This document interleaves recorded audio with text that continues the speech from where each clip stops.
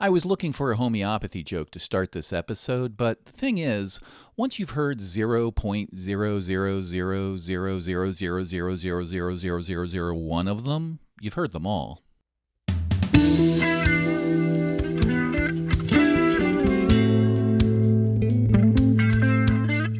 Welcome to the Cross-Examiner Podcast, the Internet's courtroom in the case of rationality versus religion. Here, our host uses his experience as both an attorney and an atheist to put religion on trial. We solemnly swear that it is the most informative, educational, and entertaining jury duty you will ever do. And now, it's time for the Cross-Examiner.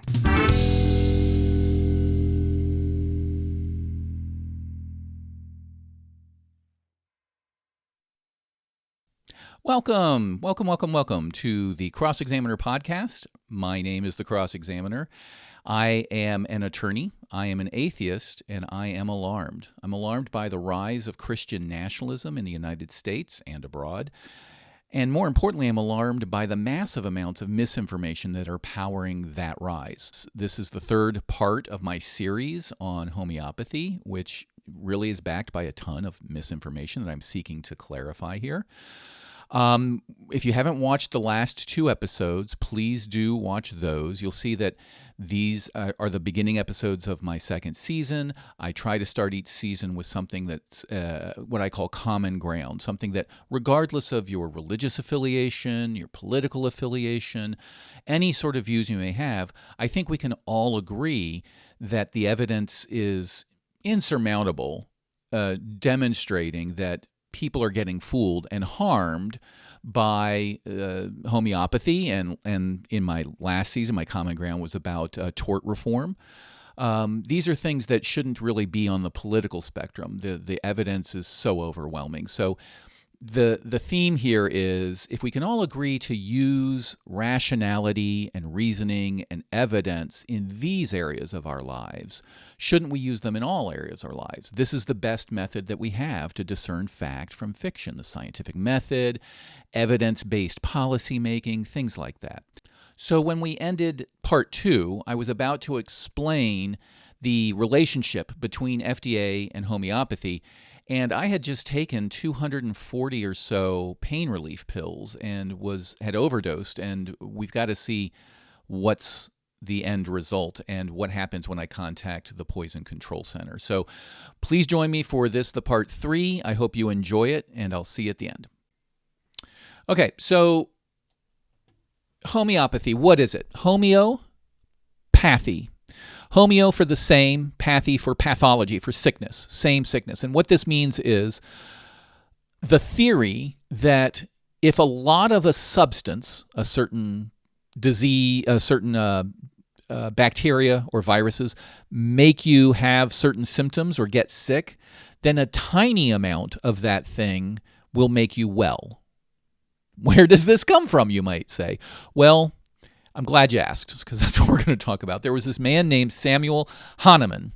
This is one of the most notorious people in the history of medicine. All right, so what Hahnemann was doing in 1796 was translating a work by the chemist William Cullen into German. And Cullen's theory was that cinchona, which is a plant, a flowering plant, there's a lot of different species within it, cured malaria because it was bitter. Because it was bitter. This was the state of medicine during Hahnemann's time. It's 1700s, right? Around just after the formation of the United States, 1796. And medicine was horrible. This guy's writing a paper saying that cinchona cures malaria because it's bitter. And Hahnemann looks around at the state of medicine and he sees horrible conditions. Medicine doesn't work. We're still using humors and we're still using leeches and we're still guessing everywhere and we're not getting great results. So Hahnemann ingested some bark specifically to investigate what would happen. And he experienced fever. He self-reported that he experienced, we don't know about this, he self-reported that he experienced fever, shivering, and joint pains, which are symptoms similar to those of malaria itself, the symptoms themselves. From that, he became convinced that to be effective you must produce symptoms of the disease that you are going to treat. This is what led to the concept of homeopathy. Same suffering, pathos, disease or suffering. Homeopathos, homeopathy. So this is what he turned into something that he called the law of similars, which was shortened to like cures like. Things that cause a certain type of symptom are things that will cure that symptom in very small doses. I don't know how, quite frankly, he got to you need them in very small doses, probably because he was worried about they would kill people if you gave them a bunch of stuff that really did anything. So he became, he developed this system that he calls provings. They're not experiments. They're not tests. They use the word provings. And you're going to see this throughout homeopathy. The terminology, like I said, is all part of the same thing, where they're trying to look scientific. They call their tests or experiments. They don't really do experiments. They're just people sitting in a corner thinking things up, imagining things. But they call them provings.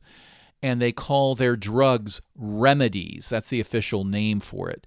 And they call their list of drugs a materia medica pura. That's the name of the book in Latin, fancy Latin. This was back still in the late 1700s, early 1800s when people fell for that shit, right? That lawyers would write things using all sorts of big fancy words to make themselves seem important and try to create, basically do gatekeeping. I know what this means. You don't. You have to pay me a lawyer to use a bunch of fancy words to say the magic words to get you out of trouble, which is nothing could be further from the truth, which is why today lawyers and doctors and everybody are really trying to keep the language simple, speak in the common tongue. But back then, when they started this, he wanted it to be all in Latin. He wanted to seem like they were real doctors. So he just came up with this method out of thin air. He just hypothesized it and then just started writing about it, and people believed it. So what is a proving? A proving is just, hey, I tasted this thing and it tastes like, it made me I have a fever. So this will cure any disease where one of the symptoms is a fever. That's it. That's homeopathy. That combined with dilutions. So let's talk about the dilutions. So the way that they make homeopathic treatments is you take a substance. Let's say in this case we've got in my drug Hypericum perforatum, which is St. John's wort. So you get a tiny bit of St. John's wort, and you liquefy it. You crush it up, mortar and pestle, whatever you do, and you get some amount. And you drop it into a liter of pure water. You shake it up and dissolve it so it's suspended or in the water. And then you take one drop. I don't know if it's officially 1 milliliter or what they do, what the ratio is, but you take one drop of it, and you put that drop into another pure liter of water, and you shake that up. And then you take one drop of that water, the second batch, and put it into a third pure liter of water. And you do this over and over and over again until you reach the preferred dilution level. So you may remember on my package when I described what the product was, it was Hypericum perforatum 30C. You can see it there at the end under the big letters under the M. It says 30C. So I'm going to pull up the list because I need a chart. I can't remember everything here. So 30C means we did what I just described 30 times, right? 60 times is 30C. So we did what I just described 60 times. Take a drop, put it into a liter. Shake that up, take one drop, put it into a new liter. And keep in mind, each new liter is pure water. There's nothing in it. Take a drop, do that 60 times. So the ratio of solution to original ingredient is 10 to the negative 60. That's a 0.60 zeros and a 1. 60 zeros and a 1. This is the dilution that Hahnemann originally said this is where we should be at for most purposes. So to give you an idea, I'm trying to come up with ways to describe how ridiculous that is, okay? This to show you that there's, by the end, when you get to the 60th time, when you get to 30C, statistically speaking, there's not one molecule of St. John's wort left in that medicine. And here's what Wikipedia lists, and I think this is a really good one. So put on your thinking caps and try to understand what this is about to say as to what it would take to get a single molecule of the original material of St. John's wort into your body if you had only this 30C solution pills available. So on average, this would mean that if you gave 2 billion doses, so 2 billion of these pills I just ate, right? Every second, if I ate 2 billion of them every second, and you did that for 6 billion people, so 6 billion people eating 2 billion pills every single second for 4 billion years, then it would be more likely than not that one of those people at some point during that process had ingested one molecule of St. John's wort. That's what we're talking about. On year 3,999,999,999, in that year, with 6 billion people taking 2 billion doses every single second, for just under 4 billion years, it would be less likely that anybody had one molecule of St. John's wort in their body. You'd flip a coin at right on the mark to see whether or not you even got one molecule. That should sort of be the end of it, right? That people who can do math and understand physics and medicine and science should look at that and go, that's ridiculous. This is water. This is nothing else. And that's why I felt safe taking 240 pills in one dose and overdosing on this substance, because there's nothing in here. They call it Hypericum perforatum. And believe it or not, I believe them. I believe that they've got a lab where they take one little tiny drop of liquefied St. John's wort and drop it into a liter and shake that up, drop one of those into a liter, shake that up, and do that 60 times to come up with 30C solution. And then they take that solution and put a drop on it on these sugar pills. And then they bottle them up, put a safety seal around them, put on a drug fact warning label on the back, and sell them to people as pain relief for $25 a pack. I believe that they are doing exactly what they're telling you through this coded language by saying Hypericum perforatum 30C and HPUS as their drug name. The problem is if you can do the math and if you understand science, you know it's just water. So how the question then in my mind is they're marketing this as being effective and safe for treatment of pain. That's a drug claim under the FDA Act. If you are claiming to treat, prevent, cure a disease, right? And a disease is widely defined in the Act. It can be, hey, I've got nerve pain. That is a disease. It's not like it has to have a name, and like malaria is a disease. It can be any problem or issue with the human body, right? Under the Act, that means that they have to file out a new drug application, right? Wrong. You don't. As long as you are selling homeopathy that was originally listed in Hahnemann's original set of works that describe traditional, quote unquote, that he just made up, homeopathic treatments, you do not have to file a new drug application, which means you do not have to prove that your drug is safe and effective. How could that be, you might mind? Why don't you? Is the FDA insane? Are there administrators there going, we don't have the time, we don't have the money, it's not a priority? Nope. I've got a little story to tell you that may sound familiar at this point in the podcast. And the reason it may sound familiar is because it has to deal with people using power that we grant them to their own advantage at the cost of the health and safety of the American people and the people in the world at large. So This is why we have to talk about the FDA. So we heard about the very high level. If you want to go into it, there's a lot of stuff that goes on in homeopathy. And later on, we may hear how it's turned religious. Like there are now mystical and woo aspects to it that are beyond just the science craziness. Like that there's a method when you dilute from liter to liter that you strike the container and have a chant that you say. And there's even the sort of some Christian stuff getting into homeopathy now.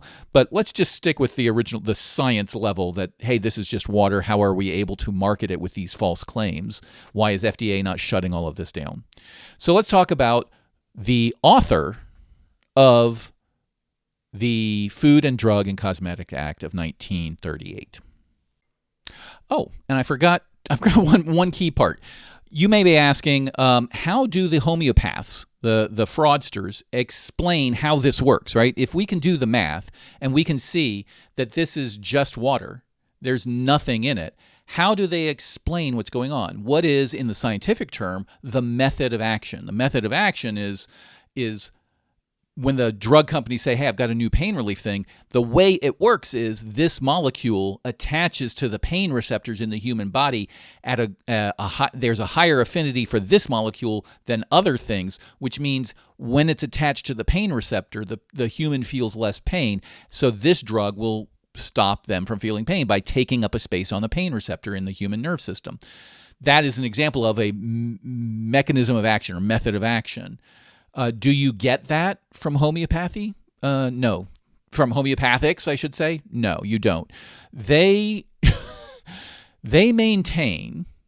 argue that water has essential properties in them, that somehow water has memory, that if you put St. John's wort in the water somehow has this essential property of St. John's wort infused into it, and that it, quote, remembers, right?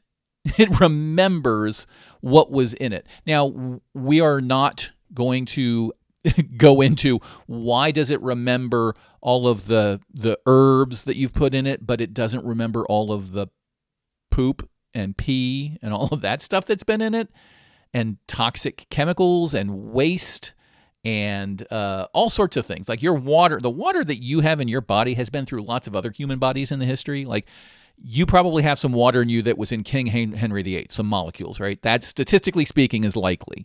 So they don't explain that, but they, even since Hahnemann spoke of a, quote, spirit-like force, a healing force. And this is where this religion comes into. So they don't go beyond that. They just say, basically they're saying there is this mystical spirit-like force that causes water to remember what's been in it. And so it remembers the St. John's wort, and that's how we're healing you. That I wish it was more to that. Like I wish there was something like some actual substantial set of evidence that they provided, but there's not. It's very frustrating because I remember when I was first sort of realizing that I was an atheist, the thing that made me passionate was going and reading the Bible, going and reading apologetic literature and realizing, holy shit, not only is this stuff kind of like there's not a lot of evidence for it, like there's no evidence for it. Like these people are believing things based on nothing other than the words of obvious fraudsters and people who have a vested interest in you giving them money. And I was so upset that like I thought with the billions of people on this planet that believe this stuff, I had to be missing something in my upbringing. I was missing something. There were some documents, there was some archaeological evidence, there was something out there more than just a book says a thing, right? A book that was, where the Gospels were written by anonymous authors generations after the events that they described, that there was something more, and there wasn't. And that made me so upset, not at the religion itself, but at the people who perpetrate the spreading of that religion on people who are not as skeptical as the rest of us. And it's the same thing here with homeopathy. I thought diving into it, I'd be like, oh, okay, well, there is some research and there is some indications and there's a few studies here, there's a few studies here that say this or say that, and there's this mechanism that we haven't fully explored and more research is being done and all of that. Nope. Nope. Some guy in 1796 who was upset that medicine was shit ate some substance and it made him feel a certain way with relationship to malaria, which was the paper he was writing. He goes, I wonder if things that make you feel bad can cure the things that give you those symptoms as well if I put them in a really small thing. And probably that's because I need to put them in a small thing because of the spirit-like essential property that water is going to have. And it became basically a religion of medicine that many, many, many people practice. So how did that get to the point where FDA not only does not, but possibly, depending on how you read things, cannot pull this stuff off the market for for not being effective? Well, to do that, we're gonna talk about where the FDA came from. Last episode, I spoke sort of the general political situation at the time where industrial revolutions had started happening, and we needed agencies to try to help prevent people who could do a ton of damage now due to machines and chemistry and science from doing that damage. And Congress was not fast enough, agile enough, didn't want to employ the millions of experts it would need to employ if it were going to run the FDA and the Highway Traffic Safety Board and all of the Consumer Protection Agency. All of the agencies that sit under the executive, we didn't want them under Congress. We put them under the executive so that the experts could come up with what the rules are. Congress just says make food and drugs safe, and in the case of drugs, and effective. And then you, the experts, go figure out how that works. So the state of medicine at the time, at the turn of that century, around the 1900s, was still crap. But we did have the American Medical Association, and homeopaths by 1900s wanted to be seen as serious people and make money off of what they're doing. So they started modifying the claims that Hahnemann made. Hahnemann said anything in the world can be cured by homeopathy. By 1900, their claims were changing to say, well, we will adopt more orthodox sort of methods where we are going to see patients and we're going to talk to them, and we may prescribe them drugs and we may prescribe them homeopathy, and we're going to limit our claims so that the AMA would take them a little more seriously. And AMA finally relented in 1903 and invited homeopaths into the AMA. And around that time, you start seeing hospitals, believe it or not, homeopathic hospitals being set up in Great Britain. There's a great clip. I'll put it up on my website at thecrossexaminer.net that is called the Homeopathic ER. It is hilarious. I'll put it up. I strongly recommend you look at it. Using the things you've learned here about like cures like, you need tiny substances to fix anything, you'll find it very funny. But that's the state of things around 1903. 1906 is when the first act. Homeopathy didn't make it into the first act, 1906. But by 1938, when the second act, the FDCA Act, came along, Federal Food, Drug, and Cosmetic Act came along, homeopathy is included in the act as a drug. So basically, the act itself gives credence to and tacit approval of homeopathy. And here's how that came to be. So the author of the Federal Food, Drug, and Cosmetic Act of 1938 was named Royal Copeland. He was a 3-term senator from New York, and he was also a practicing homeopathic doctor. And he snuck in there a section about homeopathy, which at the time was actually maybe not snuck is the wrong word. He put it in there strategically. And in the act, it describes drugs.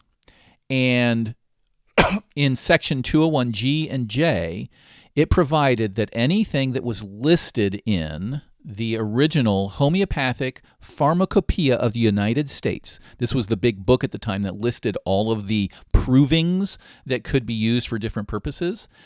That anything that was listed in the Homeopathic Pharmacopoeia of the United States, which is HPUS, which is where that comes from on the labeling that I read you, it would recognize as a drug. So what does that tell us, right? What does that show us? That people of New York elected this guy to be senator. He was a doctor. Like, I've read some of his papers that he wrote. He very much was in the tank, so no pun intended, for homeopathy. He wrote a lot of books that are still cited today as arguing for why homeopathic medicine should be treated like any other medicine. But it's all based on very old-fashioned ideas of evidence where he's just making arguments and telling anecdotes and things like that rather than saying, look at all these studies that have proven that this stuff is effective. One cannot deny that he had a financial interest in this, right? He was the president of the Homeopathic Association. He was a practicing homeopathic doctor. He was the author of this bill. He put it in there, this line that basically said anything in HPUS, I always want to say HPUSS, anything in HPUS is considered a drug. And that passed and got signed into law. So ever since then, homeopathic medicine has been embedded in the very enabling act that created the modern FDA, and it is told that it is a drug. At the passage in 1938, things didn't have to be proved effective before you marketed them. They had to be safe, and you had to work with the FDA, etc. It was only after that thalidomide disaster that we spoke about in the last episode that they then added the requirement that the drug company must prove that things are safe and effective before marketing them. But even then, that didn't touch homeopathy. So there's this framework in the Act that when they started this program up, they had a genuine question, which is, if we have to start proving that drugs and medical devices are safe or safe and effective, and that food is safe for use, does that mean the instant that we enact this new rule that people can't eat apples and bananas anymore and they can't take aspirin anymore? Like, are we just shutting down the whole thing until everybody submits their approvals and we go? No. There's these concepts in the enacting legislation and in the initial regulations of, especially in the food, they called it GRAS, G-R-A-S, generally regarded as safe. So pretty much the Act says anything that was in regular circulation as food at the point that we established the Act is generally regarded as safe. I'm dumbing it down, and quite frankly, I don't remember all the details about the specifics, but apples were generally regarded as safe, so that there's no extra stuff you have to do there. They had a similar framework for drugs, right? We're not going to say you can't take aspirin anymore the instant this goes into effect. Well, because homeopathy is listed in the Act itself, not a regulation, but the Act itself as, hey, anything listed in this HPUS document, this book, is considered a drug, the implication there is that it is not subject to the new reviews, right? That this would be sort of generally regarded as safe. Even though GRAS was a food concept, they also have the concept of it was around and being used prior to the Act and it wasn't killing anybody, so we're not going to worry about it. So Royal takes advantage of this and he puts this into the Act. It gets signed into law, and since then the FDA has been very hands-off on the claims made by homeopathic drug manufacturers. Now, the Act gave regulation about marketing of claims, advertising. They gave authority to the FTC, Federal Trade Commission. Let me make sure that's right. It's not... the Consumer Protection Agency also has things there, but I believe that came later. Let me check the history. Yes, it's the FTC. In fact, I found an article, a recent article by the Food Drug Law Institute, who publishes a bunch of papers and keeps an eye on what the FDA is doing. The title of the article is FTC Reminds Industry of Their Authority Over All Health-Related Advertising, Including Prescription Drugs. So yes, the FTC has authority over this advertising from a false advertising perspective, right? So if you make claims here that you are effective for pain relief, the FTC will come after you. But that's why on this package, again, you see the asterisk. I'm holding it up right there, and in other places, there's an asterisk everywhere that says, hey, this is for pain relief, asterisk, claims based on traditional homeopathic practice, not accepted medical evidence, not FDA evaluated. And that's what makes them okay with the FTC. As long as you tell people this is based on traditional practice of homeopathy under the HPUS, which is in the Act, you can't come after me and take my thing off of the market. So I hope that's clear. That was a long way around. Maybe I can edit it down. Maybe it's just me ranting about what I know. But the whole point of this, and by the way, it's been quite a while now since I've taken my drugs. I haven't had any noticeable side effects, but maybe I'll drop dead sooner or later after I took my 240 homeopathic pain pills. But the whole point of this is to say there is a regimen to make sure that our drugs are safe and effective. It's written in blood. We heard about the sulfanilamide disaster. We heard about the thalidomide disaster. There's many more of those types of things in the history of our regulations where we say, okay, we need to regulate this stuff because it can do massive damage and kill a lot of people if people don't know what they're doing and don't know what they're eating. And one guy who was elected to Congress got to write in an exception for his preferred industry, homeopathy, because he was a practitioner of it. And that was in 1938. And ever since then, we're coming up on 100 years, FDA has not been able to do anything about it. For the longest time, they did literally nothing about it. Back in 2022, they issued new guidance. So anytime FDA is considered really changing a position on something, they just don't turn on a dime. They issue what's called guidance. And they will issue it in a proposed guidance form. So they'll say, hey, industry, whatever it may be, cosmetic industry, Diet Coke industry, Diet Soda industry, drug industry, homeopathic industry, we're thinking about this to be our new guidance as to how we think you should operate within our regime because we're thinking about changing our philosophy. So we're putting you on notice years ahead of time that, hey, things might change, and we'd welcome your feedback. This is what's called a form of notice and comment rulemaking. It's part of the Administrative Procedures Act in the United States, which basically says if you're gonna, there's lots of ways to enact regulations, but they have to be constitutional. And one of the constitutional ways of doing it is through what's called notice and comment rulemaking, which means you provide a notice to everybody, usually through a website and press releases. Hey, we're going to do a new regulation. Hey, we're going to issue new guidance. And then you take comments from anybody, literally anybody. So if you go out, there's a website for notice and comment rulemaking. If you just Google it, notice and comment rulemaking, United States government, you'll go to the website with all of the pending notices from all of the federal agencies. And anybody in the world can go on there into the website and file a comment. Now, the big boys, right? Procter & Gamble and those folks in the drug industry are going to file massive comments. They're going to do attachments with all sorts of research and 500-page studies and all this stuff when they're trying to support something or object to something. And I can get on there and just type 2 sentences. I think this is dumb, right? I could put that comment in there. But by law, under the Administrative Procedures Act, the agency must review, categorize, and address and respond to every comment.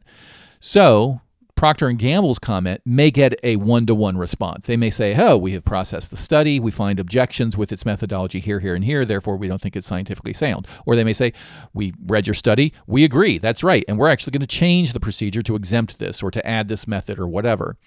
And then for the comments from Joe Blow that just says, this is dumb, I hate you, I don't want to do this, they're going to categorize those and say, we received 1,248 comments that were of the category, we don't like this, but didn't supply any specific arguments or didn't supply any evidence. We are ignoring those. But they have to at least address every single one. So they did a notice and comment rulemaking, or they proposed, I should say, proposed guidance a few years ago on how they were going to change their treatment of homeopathy. And they were switching from a very hands-off approach to what they called a risk-based approach, which says we are going to address the safety risks associated with homeopathic drugs. And they put everybody on notice, and that is now in effect. And what that means is we are going to assign our resources proportionally to working on things where homeopathic drugs pose an actual risk to human health. Like you take this pill and you die type of risk, or you get hurt, or you get injured, or you get sick, versus the other problem with homeopathy, which is the opportunity cost. You're saying take this drug to cure your flu, so I take it, it does nothing, and I die. And if I had sought other treatment, right, vaccines or Theraflu or being admitted to a hospital to get IV treatments, I might still be alive. So instead of doing those things, being admitted to the hospital or going on IV or getting treatment, I abstain from that and I forego from getting that, and instead I go with the homeopathy solution and I end up dying. That's an actual risk. That's why we say a drug must be both safe and effective. It's not effective. I'm doing it instead of what I should do, which is the evidence-based medicine that has been proven to be effective, and I die. FDA is not going there because it doesn't happen very much with homeopathy. What actually happens is people suffer, right? I take this for pain relief. I don't get any relief after several days, and then I go see my doctor. I have a toothache. I have a backache. That's what this drug that I'm taking advertised, right? Toothache, backache, take this. And it says on there, keep taking it. And if you don't get relief in 3 days, then maybe go see a doctor. So they are selling me sugar pills, knowing that I'm going to suffer potentially for 3 days and get worse, and then go see a doctor. And I'm paying them $25 for the privilege. So FDA says we're not going to worry about that because it doesn't actually kill people too often. It may make them hurt, but we only have a limited number of resources, and we're going to focus on what is the real risk here. And the real risk these days is in manufacturing processes. Here we've got Boiron, the French company, and I chose them very specifically because they are well-known, large company with, as far as I can tell, established good manufacturing processes. I researched them before I bought their product. I went on to the FDA's website where you can go look up adverse events for this company. There are none. You can go and look up instances where they got in trouble. There's this thing called the red list with the FDA. When you try to import a good into the United States and it's proven to be bad or defective or corrupted or whatever you want to call it, you can be put on the red list, and you have to work very hard to get off of that red list. The red list means you can't import anything else without paying for all the testing yourself and doing thorough testing, which basically means you can't make a profit importing that drug or product into the United States anymore. It's basically a death sentence for importing into the U.S. So Boiron's never been on that list either. So as far as I could tell, they had good manufacturing processes. I was very careful, and I should say that as a disclaimer during this entire episode. I didn't do this lightly.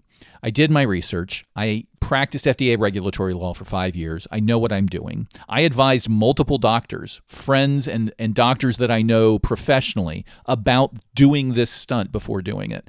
So that's the approach that FDA is taking now, is they're going after companies who have poor manufacturing processes because you can run into two problems.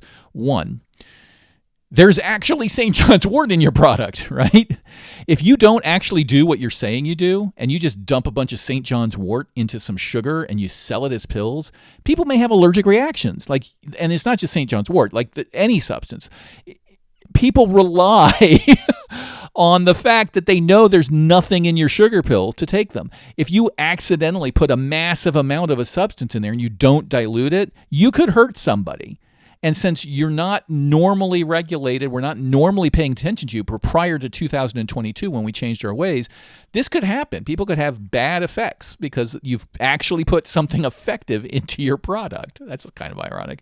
And the other thing that can happen is because you have bad manufacturing processes, you've now got a foreign substance in your product. It's what's called adulterated. It's got stuff in it that it doesn't match what's on the label. So you've got mold or bacteria or something else in there, and you eat a bunch of them like I just did, and you get sick because of this foreign contaminant. That's the other way that you can run into problems. And because the people in this industry are crooks and thieves and quacks and hucksters, they are more likely to lie to you about their manufacturing processes. They're more likely to be selling you bullshit. They're more likely to selling you a cup of sand pressed into a pill rather than actual sugar. So the FDA has decided only very recently to start attacking the industry in that respect. You better have good manufacturing processes, and you better have nothing in your product like you say you do in your HPUS document from back in Hahnemann's time in 1796. I think HPUS came around later than that, but that's Hahnemann's work. So obviously, a long episode. We're at the point where I think I better do what they say on the label, because it's been an hour or so since I ate 240 of these pills, and they only tell me to eat 5. So I have overdosed in a massive way. So they tell me I should contact the Poison Control Center. So I'm going to do that. So I'm going to cut out the part where I do all the lookup, but I will tell you, I'm going to put the result of my communication with the Poison Control Center up on my website, and I'm going to describe to you what they said. So you can go to the Poison Control Center website. You can type in the barcode, the name, anything to identify the product. So I typed in the barcode. It popped right up. It had a picture of the product in question. It asked me 2 questions that were relevant. How old I was, 54, male, female, I'm male.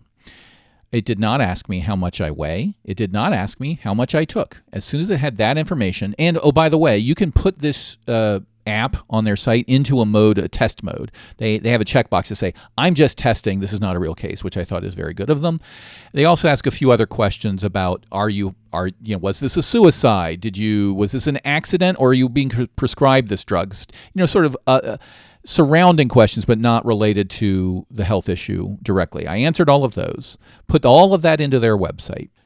They said, based on the information you provided, it is unlikely that significant toxicity will develop. You do not, in caps and bold, you do not need to go to the emergency room. Follow the instructions provided regarding what to do next, symptoms to watch for, and when to call the poison control for additional help. What should you do now? Drink a few small sips of water to rinse remaining material into your stomach. So if any didn't get in there, make sure it gets in there now. Then they have call immediately if any of the following happen: allergic reaction, persistent diarrhea, persistent vomiting. Also call if you have all sorts of serious conditions. And at the very, very bottom, they have a note that says, why didn't we ask how much you swallowed or how much you weigh? They know that you're curious. Like, normally, you need to know that. For any drug, even the prescribing physician needs to know how much you weigh. If I'm going to give a certain, if you go out to drunk, the short people with not a lot of body mass are the cheaper drunks. The fewer drinks to get drunk than the heavy guys, right? You need more of a substance to actually affect somebody that is bigger than a small person. Why didn't I ask how many pills you took and how much you weigh? And they said, quote, this app uses ingredient algorithms to make a recommendation. It is designed to ask the fewest questions necessary to get an accurate and safe answer. Accurate and safe.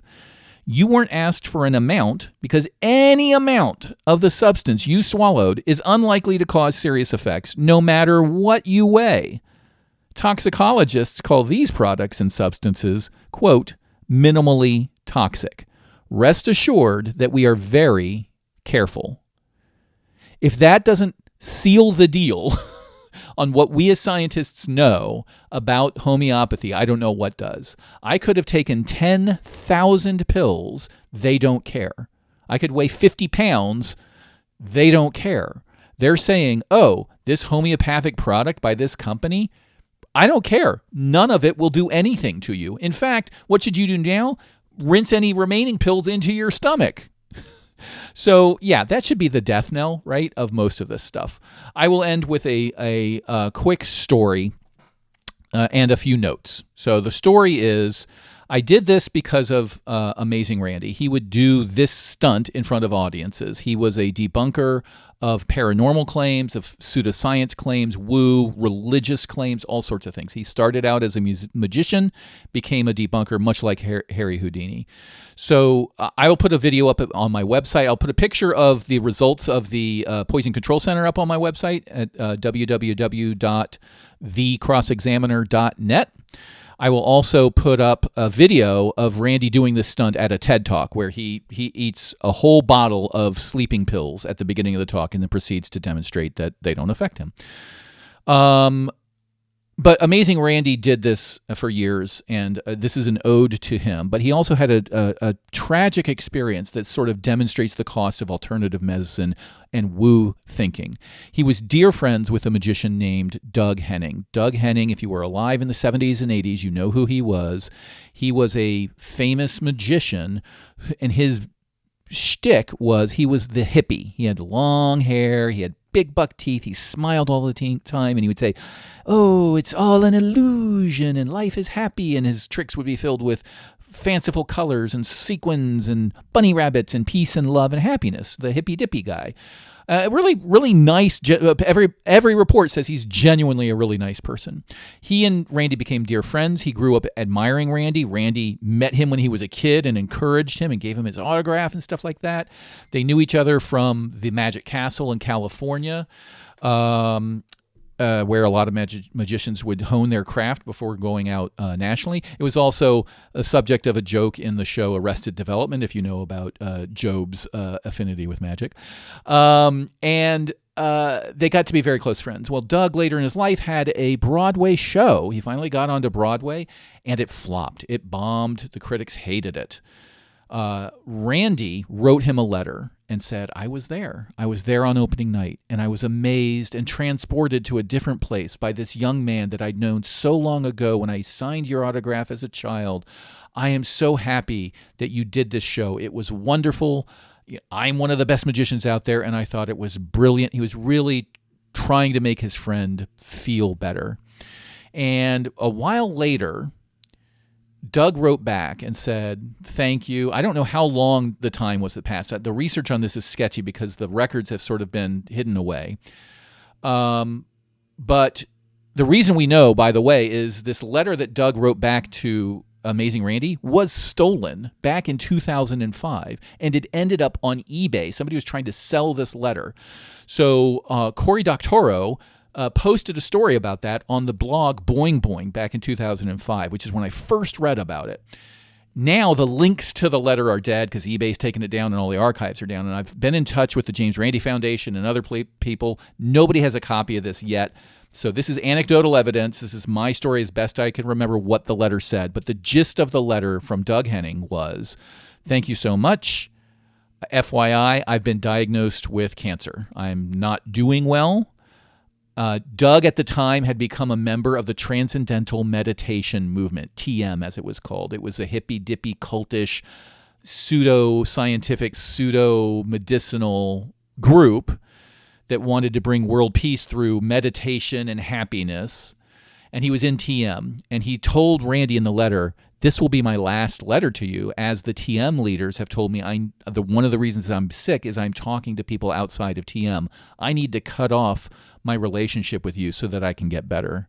He cuts off his relationship with Randy, and then at some point after that, he dies from his cancer. No record of him seeking serious medical treatment at all, just being sucked up by this guru-led TM movement, and he dies.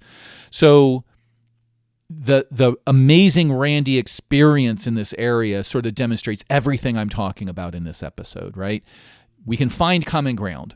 We know that science works. The scientific method works. We know that if we establish double-blind tests, that we can prove whether or not a substance can do the thing it claims to do. We can determine if it's safe. We can determine if it's effective. And we know that homeopathy and other forms of alternative medicine that don't prove those things can't be trusted, both because you'll have an opportunity cost. You'll use that instead of real treatment, and you'll die like Steve Jobs and Doug Henning and many other people that we know of, and because it's run by frauds and hucksters who just want to take your money. The people who take alternative medicine want to rant and rave about big pharma, when the irony is, when the opposite is true. They're in the pockets of big cam, complementary alternative medicine, right? They're the ones shelling out, I should say, of shilling, that's a Freudian slip, shelling out $25 for sugar that does nothing, that when I eat 10,000 of them and call the Poison Control Center, they say, I don't care how much you took and I don't care what you weigh, go to bed and make sure you wash the rest of the pills into your stomach because they don't do anything. That's the fraud. Pharmaceutical companies have their problems. See the opioid epidemic. Nobody is hiding the cure from cancer, right? The cure for lots of diseases. Because they would be billionaires, trillionaires. If you developed a cure for cancer, you would be a trillionaire. No doubts about it, right? You would save the world, and you'd create actual problems of overpopulation because so many people were living so long. But they're also good people. They're not fraudsters. They're telling you on their labels what they do, and they back it up with evidence, unlike all of these other cam frauds. So I think we can all agree we should regulate it more. We shouldn't buy homeopathic products for our kids. You're going to hurt your kids, and you shouldn't rely on yourself. In filming this, I went to every pharmacy near me. I took video, and I'll put what I can find off of my phone. I just all sorts of video I took. It'll probably be very boring, but I videoed all the products, and you can search. Go to Target and search for homeopathy, and you'll see all the products they offered. Same for Walgreens, same for Walmart. I went to all of the pharmacies near me, and I spoke to every single pharmacist and gave them my card. Cross-Examiner, here's my podcast, my email address, reach out to me. And I told them what I was doing. I told them, hey, I practiced FDA regulatory law. I am interested in investigating how homeopathy is sold and marketed, and I see that you offer homeopathic products on your shelves. And every single one did, by the way. Every single one offered multiple homeopathic products. Would you guys like to comment on the record, off the record, anonymously, do an interview, anything like that? And all of them said, I don't want to get involved, right? Some of them said that decision is made by corporate. I don't get to decide what goes on the shelves, but all of them did not want to comment because I'm some crazy guy with a business card that's telling them about a podcast, but also I think because they don't want to piss off, Target and Walmart and all those things, except for one pharmacist. And that pharmacist started talking to me. And we talked for 20 minutes, and she told me, I wish, I don't control the purchases, but I wish that I could have more homeopathic products on my shelves. And my jaw hit the floor in 3 seconds. I tried to have a good poker face. I hope I did. And I started doing an interview, not being a skeptic. I just, why is that? And what sort of effectiveness does it have? And how do you decide what to give people and all those things? And her story was not science-based. It was, I grew up in India, and in my village where I grew up, we have homeopathic treatments and all sorts of other mystical treatments. And that's what my culture raised me to believe in, and I believe it works. And we have people in my community now that also believe the same thing, and I want to put it on my shelves. And I asked her, is this just a financial thing? You want to sell more of it? She said, no. I want to treat these people. This really helps people. And I recommend these products when people come in, even if they've never heard of them. I was so disappointed, right? And it made me realize, when you go become a pharmacist, you don't do clinical studies. You're not required to do all of the science that a researcher would normally do. You're taught about risk, and you're taught about safety, and you're taught about procedures and controlling your labs and all of those sorts of things. But even very, very intelligent, well-educated people can become prey because why? They were raised to believe this. That was her argument, which is the same thing you hear for religion. But even if we leave religion out, I hope we all agree that because some pharmacist was raised in a community that believes that magic will heal your child is not a reason for you to use magic to heal your child. Can we all agree on that? That's a great starting point. So thank you for this rant ramble. I hope it's very educational. This is the state of medicine in the world. It's one of 1,000 examples of where humans get it wrong on a regular basis because their friends tell them to believe a thing or their family tells them to believe a thing. We'll move on to more things in my next episode. I know that I said we were going to talk about creationism in public schools, reviewing the Kitzmiller v. Dover case next. However, just came out just yesterday that Alito was flying the January 6th insurrectionist flag at his house. So I think we need to talk about the religious takeover of the Supreme Court and their conspiracy to delay their decision on Trump's immunity challenge and other things that are going on with the court that should now give you real pause. So we're going to talk about that. We're going to talk about current events. We're going to talk about Kitzmiller. We're going to talk about more faith healing. We're going to talk about Christian Science, another area where we can all agree that people are killing their kids. And we will start talking about the recent revelations about the Mormon Church and why many, many people are leaving the Mormon Church.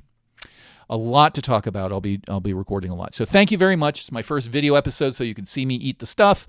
Probably won't do it again, and I apologize for any edits or awkwardness or things I've missed.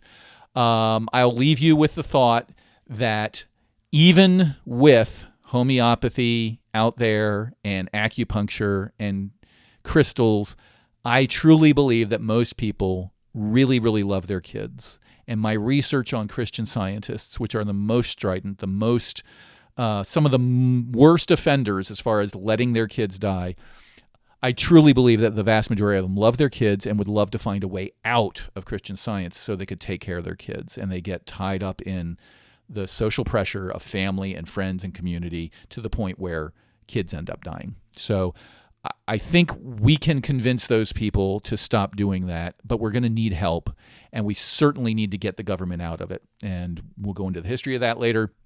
Thank you for your time. I'm the Cross Examiner. I'll see you next time. This has been the Cross Examiner Podcast, the Internet's courtroom in the case of rationality versus religion.